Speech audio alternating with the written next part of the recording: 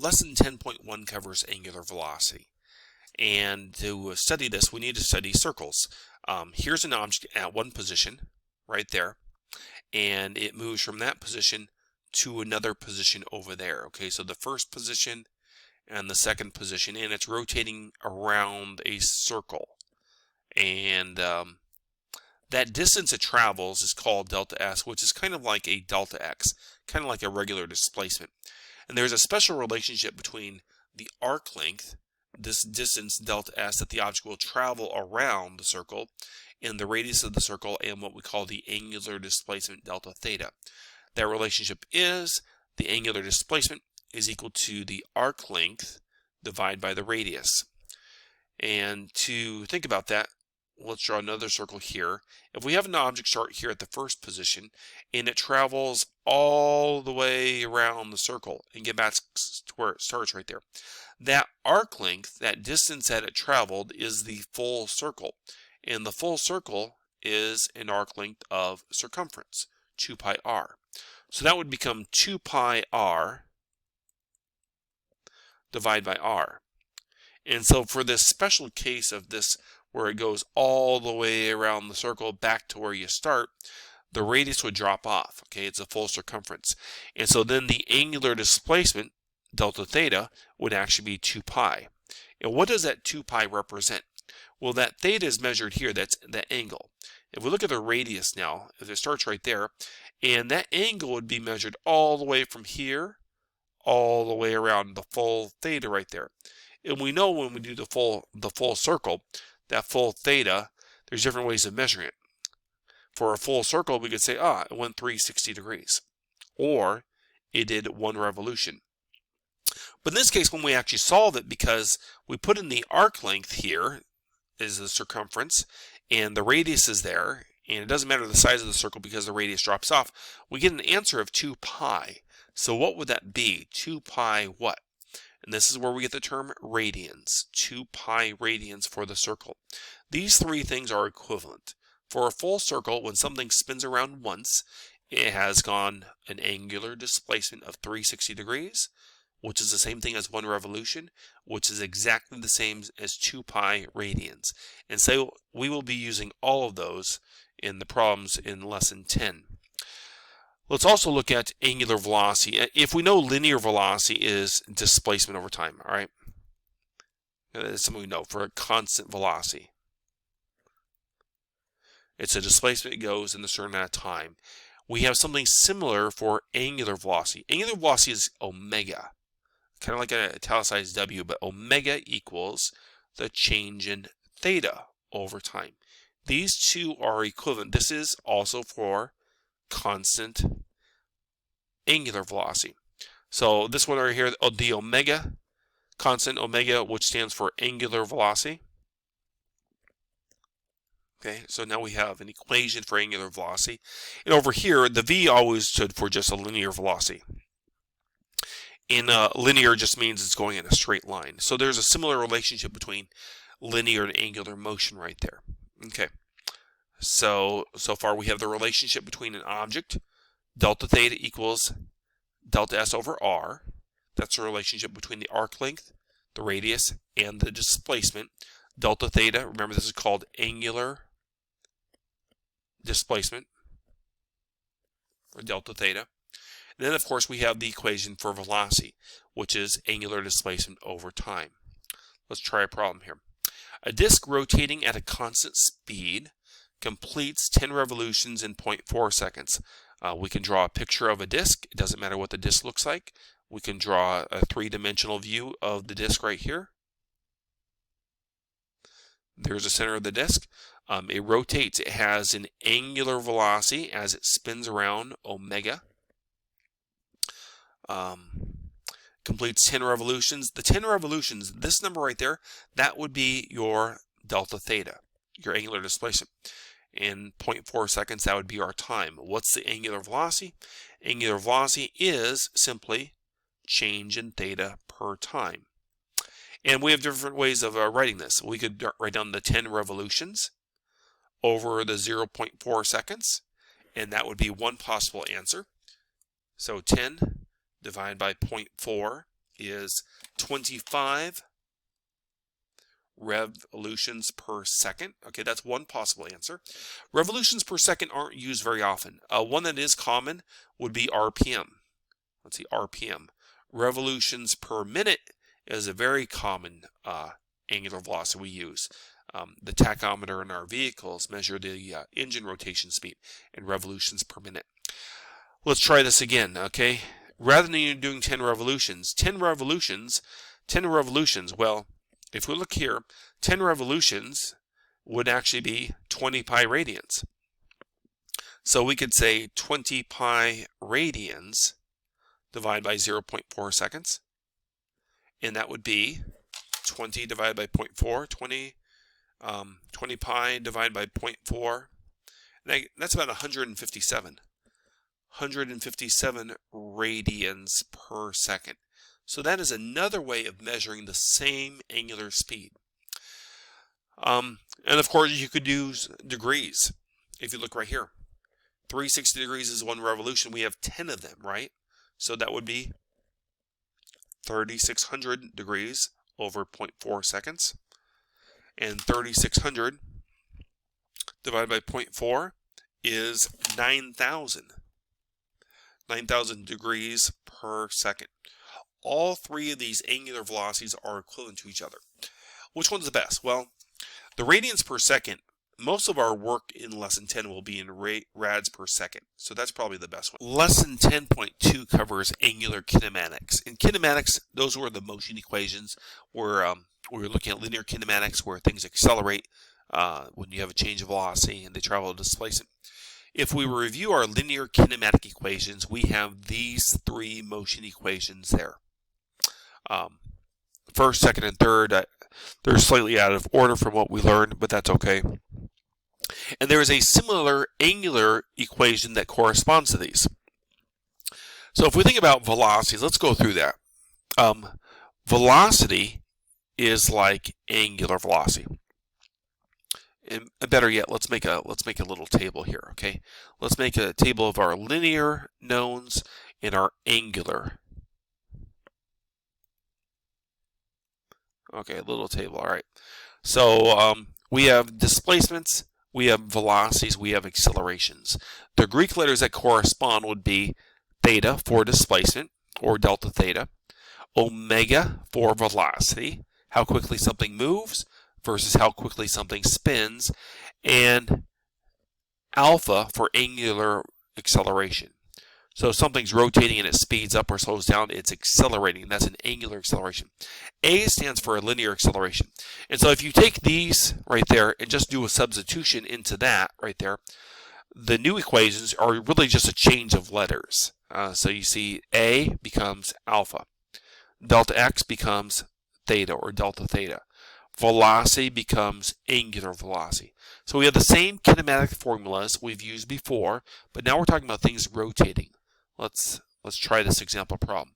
A rotating disk initially experiences two revolutions every 0.3 seconds. Okay, so this would be a theta or a delta theta, and that would be a time. So it's moving. All right. It's rotating. So what is that initial, we'll put a knot on there, that initial velocity, theta per time right there. That comes out to be 2 revolutions per 0.3 seconds. Now if we read through the problem, it says the disk experiences an angular acceleration of -40 rads per second. Because that's in rads, we want this one to be in rads as well. So if we continue 2 revs per second right there, we're going to need to convert that, and that's absolutely fine. Why don't we look at how to convert that once we have what it is. 2 divided by 0.3 is 6.67 revolutions per second. All right, so that is the initial velocity. Now if we take that initial velocity, 6.67 revs per second, and we multiply it by a conversion factor of 1 revolution was equivalent to 2 pi radians, then the revolutions drop off and we're in rads per second. Times 2 pi is 41.9. So this comes out to be about 41.9 rads per second. Okay, so that is our initial velocity. Let's read on. The disk experiences an angular acceleration of negative 40 rads per second squared. What is the angular distance the disk will experience while it stops? And then what is the distance traveled by a point on the outer edge of it? All right. So because it's a kinematic problem, let's make a list. You know how we would take the initial velocity, final velocity, acceleration, time, and displacement. So this time we have similar values, okay? So we're not looking at those so much, but it would be initial velocity, final velocity, acceleration, time, angular displacement. Same kind of things. We know the initial speed is 41.9 rads per second. The disk experiences an angular acceleration of a negative 40 rads per second squared. Per second is per second squared. What angular distance? Angular distance, they use that word distance. We can infer that's displacement. That would be delta theta, question mark, that's what we're looking for. Will the disk experience while it stops? So if it stops, that means it's going to stop spinning, and that makes sense because we have a negative acceleration, and so it's going to slow down and stop. What angular displacement? So right there we have 1, 2, 3 things. We're looking for delta theta. Let's take a peek at our list right here. Which of these 3 would work best? And it looks like it's probably the third one. All right. We don't have the time for it to stop. We have a time for the initial spin, but that's not the time for it to stop. So let's take that third equation. Omega squared equals 2 alpha change in theta plus omega naught squared. Let's write it down. The final velocity is 0. 0 squared is 0. 2 times a negative 40. And let's watch our units. Rads per second squared times the delta theta. That's our unknown we're trying to find. Plus the initial 41.9 rads per second. And that's squared. All right. So right there, you can see when we square that rad, it becomes rad squared. And this would be rads, and that would be rads. And the second squared and the second squared, so the units kind of check out. 0 equals, and that's going to be a negative 40 delta theta plus the 41.9 squared equals 1755.6. Solve it out. Delta theta, we solve it. Let's divide by the 80. 21.9. So then we have to ask ourselves, we solve for delta theta, and what units would that be? Would that be degrees? Would that be revolutions? Or would that be radians? And it depends on what we have here. The radians and radians squared, this will be left to be radians. What angular distance will the disk experience while it stops? That's appropriate. 21.9 radians. We could easily convert that if we wanted to revolutions. Then, of course, the follow-up question. What is the distance traveled by a point on the outer edge of the disk if its radius is 0.1 meters? All right, so this one here, this problem we didn't draw a picture for it, but we've got this round disk right here. Here is the object right there, and it's got an initial velocity, initial spin rate, right, omega naught, and then of course it comes to a stop, and while it does that, it travels 21.9 radians, which means it traveled a few times around the circle. Here's the radius r. We know what the theta is. We know what the theta, the angular displacement as it goes around and around and around. Okay, we know what the theta is. We just found it right there. But we want to know now, what is the distance traveled by a point on the outer edge of the circle? So this point right there on the outer edge of the circle, how far did it actually travel as it went around and around and around? Now we can kind of think about the circumference, and we can solve it that way. But there's a special relationship between these variables here. special relationship. And that delta x for linear, that's kind of like arc length. So I'm going to write down a little s right there. S is displacement. The special relationship is this, is that S equals R theta, V equals R omega, A equals R alpha. Okay, and that was not in the table. This special relationship right there, that links the linear to the rotational simply by using the radius. Let's explore that. Let's write these down here again. S equals R theta, V equals R omega, A equals R alpha. We have to be careful when we use these because these measurements on this side right there, you know how theta's rads, revolutions, or degrees, which one is most appropriate? And they must be radians. Okay, so the theta, it's got to be rads. The omega, it's got to be rads per second. And the alpha should be rads per second squared. If we're going to use any of these conversions. And so for our problem, this is a very simple thing to do because it says what's the distance traveled by a point on the outer edge?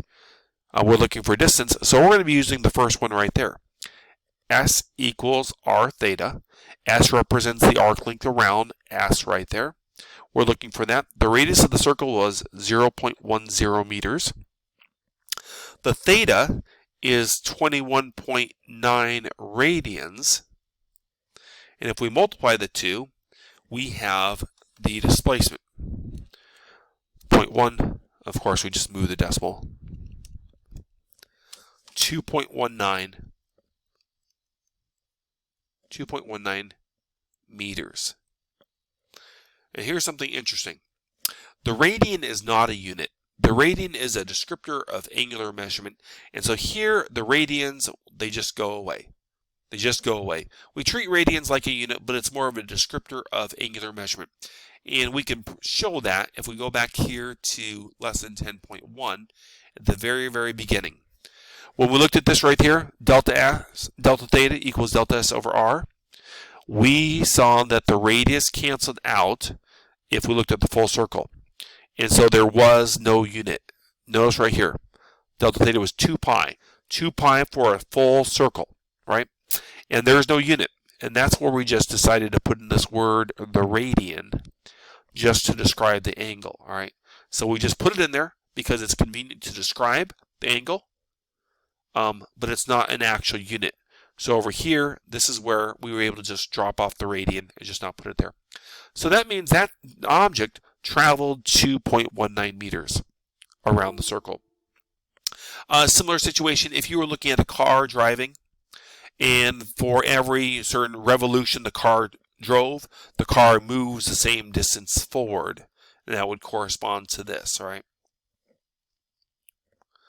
In lesson 10.3, we cover net torque and moments of inertia. And this is where it really gets good. This kind of follows up with last week's lesson on torque. Last week, net torque was always 0. This time, how do you deal when there is a net torque? Well, net torques cause accelerations. It's just like forces. If we look at when you have a net force on an object with mass, it accelerates, okay? Likewise, we have a rotational acceleration, alpha, if there is a net torque on an object. And rather than using m, we use I for inertia. And so this is Newton's second law written in rotational form. Alpha equals net torque over I. So we can write Newton's second law as this. Net torque equals I alpha. That's what we're looking at. And that's just like saying net force equals mass times acceleration. But here we're looking at things that rotate. So a net torque causes things to accelerate. And last week, if you remember, we were looking at summation of the torques. Yeah, one torque that might be negative, added to another torque that might be positive, and altogether they were equal to 0. So things were in equilibrium. But now, this time, we're going to look at summation of the torques, if there's more than one, and we're going to add them all up to each other. And This time it's not equal to 0, it's equal to I alpha. And so this is kind of our thinking for how we deal with net torques. Net torques cause things to accelerate. This I stands for inertia. And what is inertia? Inertia is a measure of an object's resistance to change. In the past, inertia was always considered mass, all right? So when things have more mass, they have more resistance to change, and that is true. But for things that are rotating, it's not just the mass, it's where the mass is at. And so we have different objects that can be rotated. Here we have a hollow sphere versus a solid sphere. Which one of these, for the same mass and the same size, would be easier to rotate? Well, the one where the mass is closer to the center. So a solid sphere, if you look at a solid sphere, if you compare these, a solid sphere, it's a lower fraction, 2/5 is smaller than 2/3. This right there has less, we'll just say less inertia if it's solid because it's closer to the center, or at least part of the mass is closer to the center. The hollow sphere, all the mass is on the outer edge right there. Hollow sphere would be like kind of like a basketball, right? There's nothing inside. The outer rim is where all the mass is at. And so this would have more inertia in comparison because the mass is further away from the center. Other shapes would be like a disc or a cylinder. A disc or a cylinder right there, they have inertia. A hollow disc, where the mass is all on the outside right there, that would have a lot more inertia, a lot more resistance to motion. Hard to get moving, harder to stop than an object where the mass is not all on the outer edge, but some of the mass is on the inside, closer to the center right there. And so the ratio is like the hollow sphere is I equals mr squared. And a solid sphere where the mass is inside, that would be I equals 1/2 mr squared, as she has half the inertia. It's easier to get things to rotate when the mass is towards the center. And you might think about an ice skater. You've all seen the ice skaters when they go into a spin, and when they bring their arms and legs in, they're bringing their mass closer to the center. And so their inertia decreases, and so they start spinning faster. And that's really an angular momentum topic. And then when they put their arms and legs back out, their inertia increases. And so then they slow down. And if you're curious, angular momentum is capital L, which is I times omega. And so for that ice skater, when they bring their arms and hands in, they decrease their inertia. And so their velocity, their angular velocity increases, and vice versa. Other objects that might spin, a door, if the pivot is right there, there's the inertia for the door.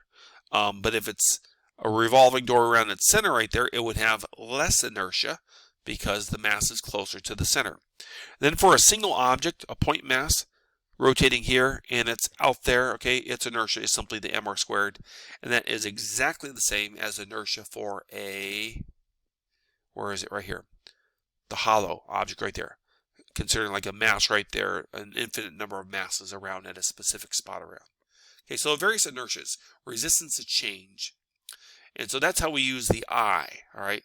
So if we know the net torque, if we can figure out the net torque here, and if we know the inertia, then we can solve for the angular acceleration.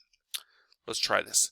Example, what is the acceleration of a wheel that has a mass of 50 kilograms and a radius of 40 centimeters when a force of 200 newtons is applied tangent to its edge? Okay, let's look at a wheel. Okay. Now, what kind of wheel would this be? All right, because different wheels have different kinds of inertia. If we consider this maybe like a car wheel, there's got a mass everywhere, right? You got the rim, you got the tire, there's mass everywhere. And so that would be more of a disc. And the equation for inertia of a disc is 1/2 mr squared. If you're looking at maybe more of a motorcycle wheel, where you got the big rubber tire on the outside, and you've got maybe thinner spokes on the inside, the mass is located outside right there, you might want to use a different equation for inertia. Or maybe like a bicycle tire, right? A bicycle tire, you have these very thin spokes right there, and there's very little inertia on the inside because most of the mass is on the outside. But for us, let's consider the car tire to be our object, just 1/2 mr squared. Let's solve for the inertia. 1/2, the mass is 50 kilograms. The radius of it is 40 centimeters. That would be 0.40 meters. We always have to square that. So the inertia comes out to be something measured in kilogram meters squared. Inertia is kilogram meters squared. Rotational inertia. So 25 times 0.4 squared gives us 4. The inertia is 4 kilogram meters squared. So there's inertia. Now, if there's a force applied to the outer edge right there, an applied force to the outer edge right there, we should recognize that that is a torque pulling on the outer edge right there. That force times the radius is the torque. So there is a torque, R times F, right there, caused by that external force. We can figure out what that torque is by multiplying the radius, 0.40 meters. And we can see they're perpendicular because it said it is tangent to the outer edge right there, tangent. The force is 200 newtons. And so that torque would be 200 times 0.4, which is 80. Okay, 80 meter newtons of torque. What's the acceleration? Well, this will spin. It's going to start rotating right there, and we can say it's going to have a velocity, and it'll start speeding faster and faster and faster as long as that net torque is applied to it. Newton's second law says net torque equals I alpha. We have an 80 meter Newton torque. The inertia is 4 kilogram meters squared. We solve for alpha. And alpha, when we get this, we're going to end up, and let's work out the units. Meter newtons over 4 kilogram meters squared. 80 divided by 4 ends up being 20. So the answer is 20, but 20 what? And that's a good question. 20 what? We have meter, kilogram, meter per second squared over kilogram meters squared. We can see that the kilograms drop. The meter squared canceled both of the meters right there. And so the only unit we have left here are seconds squared in the bottom. And that doesn't make a lot of sense. And so this is where we put that word radian back in. That radian, which we kind of treat it as a unit, but it's really just a descriptor. And so we just put that radian back in. So the angular acceleration is 20 radians per second squared. So this will continue to speed up at that rate, faster and faster and faster.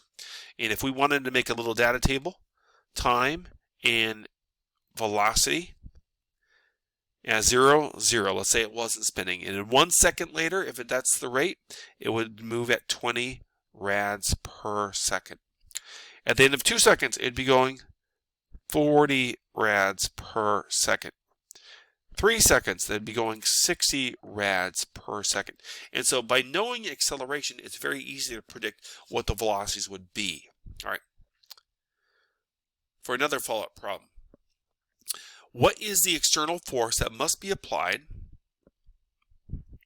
to the outer edge of a Ferris wheel to make it speed up to 1.4 revolutions per minute in 7 seconds? We have its mass and radius. So here's a practical application. We have a Ferris wheel. It's a big object. It's got a lot of inertia. And they're typically at rest. People get on them, and then they've got to make it start spinning. They don't spin very fast. People don't fly off a Ferris wheel. But there is a net external force applied to the outer edge. If you look closely at the picture, you'll see that there's an electric motor right down here, okay, right at that spot, and likely one at that spot, okay.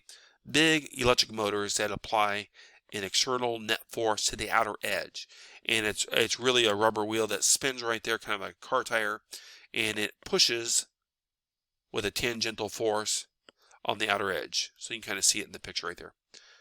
Pushes on the outer edge with that force right there. What is the net external force that must be applied to the outer edge? Okay, what is this force going to be that causes it to accelerate? Here we have the radius You can see me drawing over the picture right there. Okay, let's just do net torque equals I alpha. All right, we can work this in stages right there. The net torque, we'd like to find that. Can we find the inertia and the acceleration? I think so. So let's solve for the inertia first. All right, inertia, what shape would a Ferris wheel be? Well, where's the mass at? We've got all this steel on the inside right there. We have people on the outside, but the people probably have a very small mass considering in comparison to all the mass of the steel right there. So if we look at our shapes, which one would this be? It's not a sphere, so it's either the hollow disc or it's a solid disc. And because mass is kind of distributed out throughout, this would be another example of a solid disc. Solid disc. Let's see, where are we going here? Solid disc, this would be 1/2 mr squared. So 1/2 the mass, 1,500 kilograms, times the radius 6 meters, 6 squared. And so this represents the inertia. And you would think that it would have a lot of inertia, because it is a large object. 27,000 kilogram meter squared. Okay, a Ferris wheel is not an easy object to get moving, all right? It's got a lot of inertia, a lot of resistance to change. We also know that it speeds up to this speed in 7 seconds. So we're looking at some motion.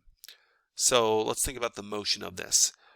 Omega naught, omega F, alpha, T times displacement. So assume it's not moving to begin with. That's 0. The time is given to be 7 seconds. And we have the speed of 1.4 RPM. All right, now for this, we can solve for the acceleration. That's what we're going to want to find. How does it accelerate? And then with the acceleration and the inertia, we can solve for the torque. But this revs per minute is not so helpful. 1.4 revolutions per minute needs to be converted to rads per second. So let's set up a set of conversion factors here. Okay, in 1 rev, there are 2 pi radians, full circle. In 1 minute, there are 60 seconds. The minutes cancel, the revolutions cancel, and we're in rads per second. What would this be? 1.4 times 2 pi divided by 60 equals 0.146. 0.146. Okay, we'll just go one further out. Okay, that's a very small, and let's see, that's a very small velocity. So let's cross that one out and write this in its place. 0.1466 rads per second. Like we said, they don't go fast. They don't go fast. Okay, and so from that, we can solve for the acceleration. Which motion equation would we want to use? Let's look at our list here. Right over here, we have the list, our kinematic formulas. We want to use a second one, all right, or the second one on our list. We have the beginning and ending velocities. We know the time. We can solve for the rotational acceleration, alpha. All right. So omega equals alpha times t plus omega naught. This is 0.1466 rads per second equals alpha times 7 seconds plus 0. Okay, the initial velocity was 0. That drops off. And so that gives us the acceleration of the Ferris wheel. And it's not a large acceleration. It takes 7 seconds to reach that speed. So that's 0.0209 rads per second squared with a very small acceleration. Small acceleration, lots of inertia.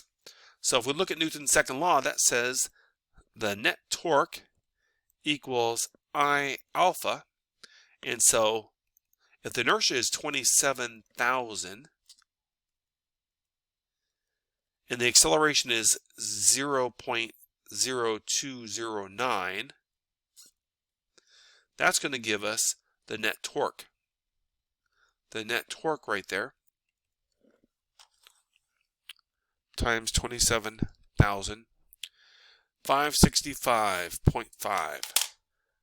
565.5, and that would be in units of meter newtons, all right? Base units right there.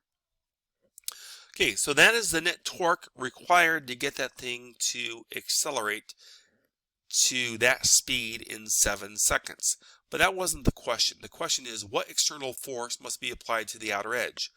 So if this is the only torque there is, we know that torque equals R times F.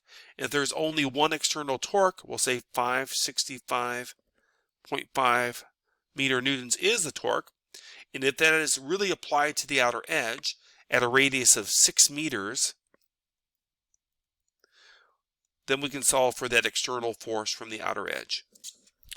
565.5 divided by 6 is 94.2 newtons.